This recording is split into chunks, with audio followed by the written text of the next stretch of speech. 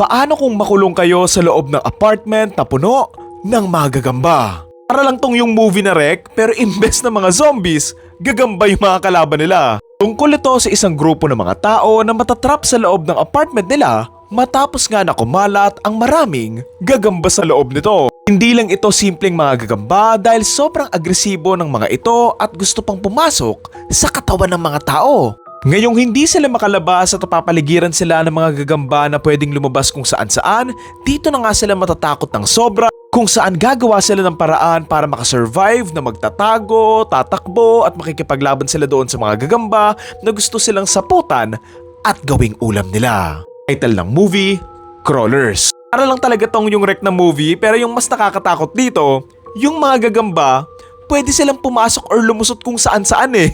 Yung zombie malaki pa tapos maririnig mo kapag lumapit sa'yo. Pero yung gagamba, wala nga atang sound yung gagamba eh. Ano bang tunog ng gagamba? I want coffee? Puro prequel to ng Spider-Man tapos kung saan galing, yung kumagat kay Peter Parker. From the looks of the trailer, the film looks like a disposable B-movie. Pero let's see, kasi alam mo yon, bibihira na lang din tayo makakita ng spider horror movie, lalo na sa panahon ngayon. Kung bata ako, sobrang favorite ko yung 8-legged freaks, lalo na yung tumakbo yung nagtago nga sila doon sa loob ng mall.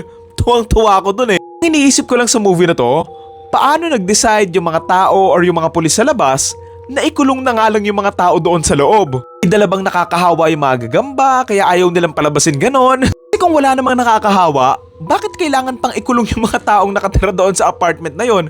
Bakit hindi na nga lang sila palabasin? Kahit naman siguro i-quarantine nila yung buong building, malaki pa rin yung chance na makakatakas yung mga gagamba eh. Kasi maliliit lang yung mga gagamba and like I said, marami silang pwedeng lusutan or taguan. So hindi lang talaga realistic na kapag may kumalat na mga gagamba sa isang building, ikukulong yung mga taong nakatira doon. Kasi alam mo yun, it doesn't make sense and hindi siya efficient to be honest. Parang mas okay pa sana kung ipalabas na lang nila yung mga tao, tapos diretso lason, or sinunog na lang sana nila yung buong building eh. Pero don't get me wrong, I'll still give this film a try kasi naiintriga din naman ako kung may bago ba silang approach sa pananakot gamit nga yung mga gagamba. Like sobrang aggressive ba ng mga gagamba na to na talagang hahantingin nga nila yung mga tao ganon or wala naman.